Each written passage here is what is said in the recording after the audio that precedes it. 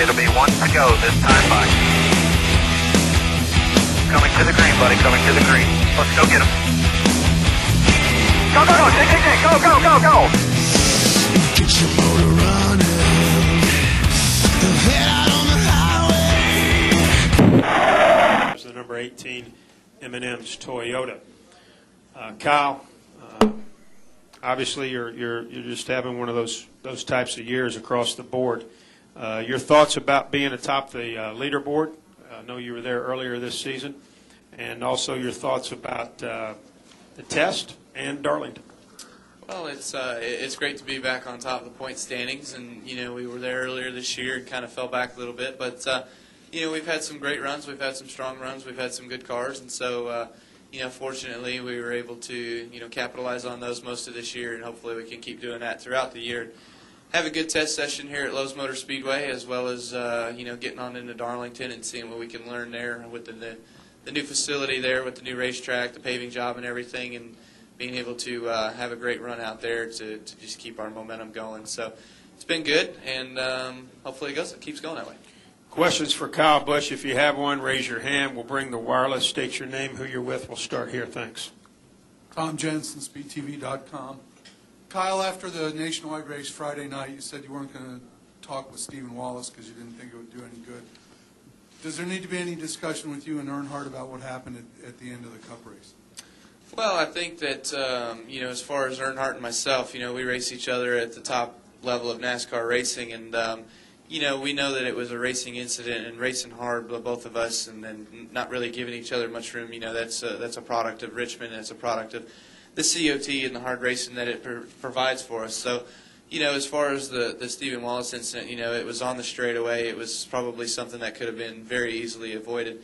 And, that's just my opinion on it. And so hopefully that, if I do talk to him, then it'll go well. If not, if I don't talk to him, then hopefully we won't have any issues here on out.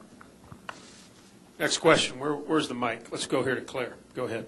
Claire Beelang, XM Satellite Radio. Did you really get pelted, and how much from the fans after the race, after the Earnhardt incident? It wasn't too bad. We were going back from the infield back to the motorhome. There wasn't anything, and then going from the motorhome to the helipad, there was a couple fans just yelling derogatory comments and stuff like that. But it's nothing new to me anyway, so I'm used to it. And I pretty much just told them that hey, grow up. It's racing. We're racing hard, and I feel like there's a lot more worst cases in this world than somebody getting spun out in a race. Next question. Who has it? Got one up here on the front, and then we'll come to Shannon. Go Mike, Shannon, Joe. Mike Mulhern, Winston-Salem Journal. Dale Sr. got booed for like 15 years. People think that they cheer him all the time now, or they were cheering him all the time in his last few years of racing, but he got booed worse than anybody, and he used to say if they weren't booing you or if they weren't doing anything when you went up on stage, you just weren't doing your job. Does that give you a little sense of like, well, I know the big guy has been here and gone through this before, and hey, I can do it too?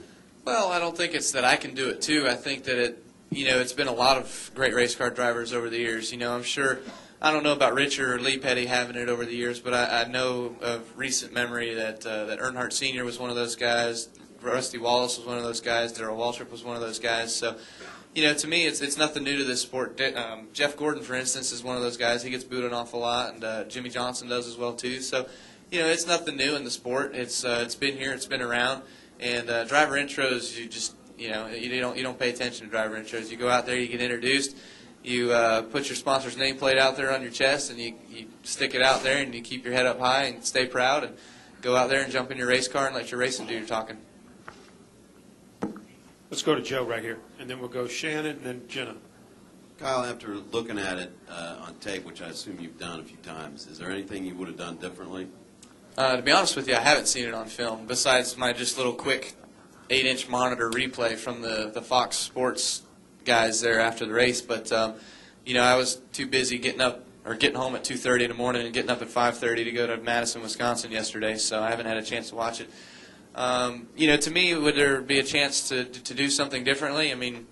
Yeah, there's plenty of things that you could probably do differently. I could have been on a beach in South Carolina, or I could have been on the lake in North Carolina. I could have been at home in Las Vegas. It doesn't matter. But in that particular instance, we probably could have gave each other a little bit more room. I probably could have dove further to the bottom. Junior probably could have run, somewhat similar to the line that he had been running the previous run in the first couple laps of that restart. But he was trying to find something that would work better for his car so he could get away from me. And, we just made contact. And, unfortunately, he got the worst brunt of it. Shannon, Jenna, Dustin, go ahead. Shannon Spake, ESPN. Kyle, going back to Friday night, I know on Saturday there was no mention or you had not spoken to NASCAR. NASCAR hadn't tried to contact you about the Stephen Wallace incident. Just wondering if they have spoken to you about that at this point. And, with the great run you had on Friday night and with the fact that you've won some of those nationwide races, are you now considering possibly running the full season? Has NASCAR reaching out to me? No? Okay. NASCAR hasn't reached out to me, no. The incident was just an incident on the racetrack. I mean, who's the guy that's in the booth? What's his, Marty what?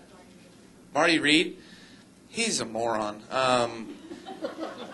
There was an incident earlier in the race where they're going to the NASCAR hauler after this one's over. I don't remember what it was. And then he said that I was getting, and Stephen Wallace and I were going to the NASCAR hauler after this one was over, and he said, Rusty, you're going to have to get your wallet out on this one. And I was just like, what? It's like, there's nothing going on here, So I remember him commentating truck races back in 2001, and so it's just, it was unfortunate that he said that. But, to me, NASCAR didn't say anything. I believe that ratings are up from what I hear, so, that's good. As long as I can drive ratings, whether it's me or whether it's the racing is good, that's cool. And now that you have won some of those nationwide races and sort of broken through and had a great run on Friday night, would you consider running the whole season? Well, I don't know. We'll see. I mean, still we haven't filled some of those races that have voids for sponsorships and stuff like that. So, for me, I'd like to, but there's still a lot of things that we need to work on, and in order to keep going to make ourselves more competitive. Even though we finished well, the bronze stuff, we're going to test here next week. Hopefully, we'll have a good car for when we come back here to Lowe's, and we race it this weekend at Darlington too.